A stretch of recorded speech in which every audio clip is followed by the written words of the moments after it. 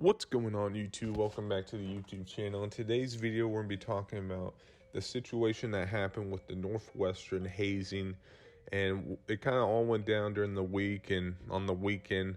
What a crazy few days it has been in college football. So on July 11th, Pat Fitzgerald, the Northwestern head coach, who has done a great job at Northwestern, a program that's not necessarily supposed to be a big name. They're not supposed to be this college football blue blood program, but for Northwestern and for their sake, he's been good. He's been a guy that could have probably got multiple different jobs. He's put guys in the league. He's done a great job at Northwestern doing basically what he can with that program. He's fired July 11th for the hazing allegations. Beginning practice for the upcoming season, the last 2 years were struggles for Fitzgerald. That includes last season, which started with a win, before 11 straight losses. Fitzgerald was 2 years into a 10-year, $57 million contract. His time in Evanston comes to a close after 26 total seasons with the program, 4 as a player, 5 as an assistant coach, and the last 17 as head coach. He led the Wildcats to 5 of their 6 bowl wins in school history. Defensive coordinator David Braun expected that there was no communication, no plan, that the players are just sitting there like, what's going on? The staff is sitting there like, what's going on? No one knew what was happening when the allegations dropped in the time that they fired Pat Fitzgerald. Previously, they said there wasn't enough evidence that Coach Fitzgerald or coaching staff knew about the hazing or what was happening during this. So basically, Northwestern, they launched their investigation. They really couldn't find any big evidence to suggest that Pat Fitzgerald and the coaching staff and people at the school knew what was happening. There's been multiple different situations where big allegations, you talk about the Art Briles ones, you got, this one, the hazing one. Northwestern is a random school because you don't really hear a bunch about Northwestern. It's obviously in Chicago, in a big city, but, a lot of people, this is a really big, educational school. So, in football, it's not their main thing. And, they have been, in the Big Ten, they did go 1-11 the previous year, not a good season. But, they have been good previously. They put guys in the league. So here is the allegations that were proposed on social media that a former player, he came out as anonymous, but here's what he said. If a player was selected for running, the player who spoke to the Daily said they would be restrained by a group of 8 to 10 upperclassmen dressed in various purge-like masks who began to dry humping the victim in a dark locker room. The player said it was a shocking experience as a freshman to see your fellow freshman teammates get ran, but then you see everyone bystanding in the locker room. The player just said it's really a abrasive, barbaric culture that has just getting worse throughout the programs for years on and now.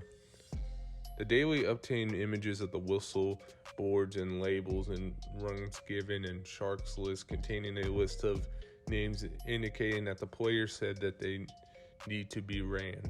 So the Daily and Yahoo Sports, they did some research of their own, and they kind of found some information as well in the situation. So this is when it kind of gets spiked. The player also said that the signal for hazing ritual was clapping of the hands over the head of the player. He alleged that players understand that Fitzgerald was aware of the ritual. According to the player who spoke to the Daily, Fitzgerald reportedly made the signals during practice when players, specifically freshmen, made a mistake. The players believes some players interpreted that Fitzgerald making these signals as no one encouraging the hazing to continue.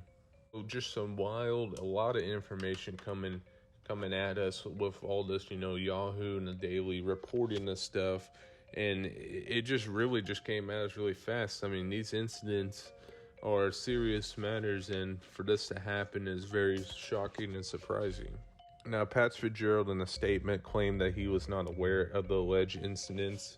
He basically said that I didn't know that this was happening. I'm acknowledging that it did happen, but, I didn't know this was happening as I'm the head football coach. Basically, he acknowledged the 2-week suspension that they gave him, and then eventually, as I'm assuming Northwestern found some more information, they eventually fired Pat Fitzgerald, which I think was the right move because this is just an ugly situation that probably needs to be part of ways anyway. There is a little statement by the current Northwestern players that defended Pat Fitzgerald in a letter sent out Saturday on the behalf of the current players in Northwestern.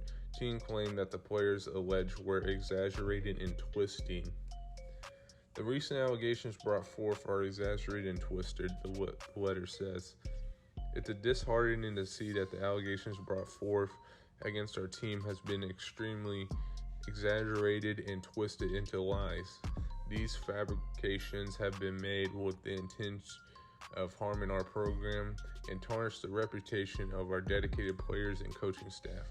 We firmly deny of these allegations and unite in that they do not affect the truth of our character of our team.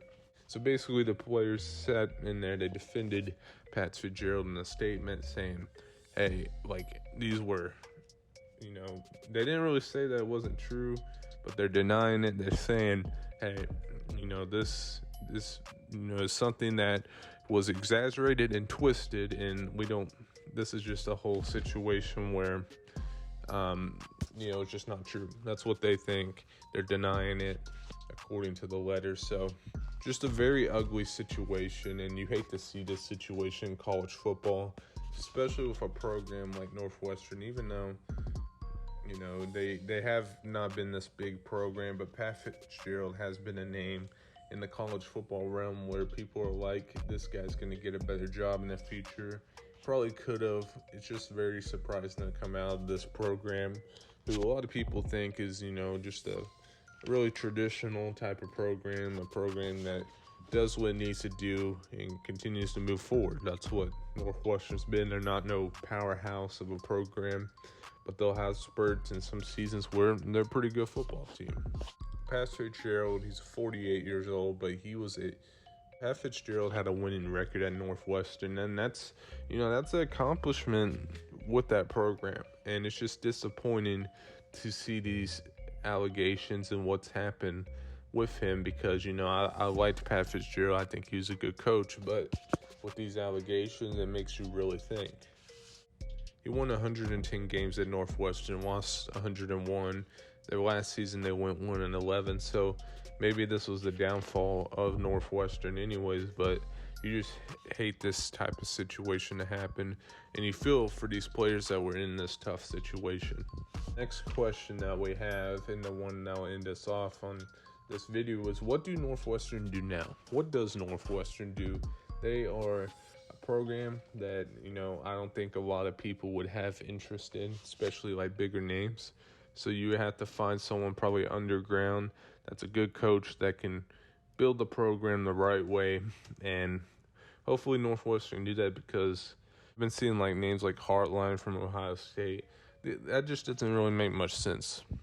Northwestern is not a job that you leave for right now and go get, especially with these allegations. I mean, I don't think Northwestern, if in anyone's best interest, I don't think you should go there if you're wanting to advance right now, because the allegations, what's happening in that program right now, are just not a good environment right now.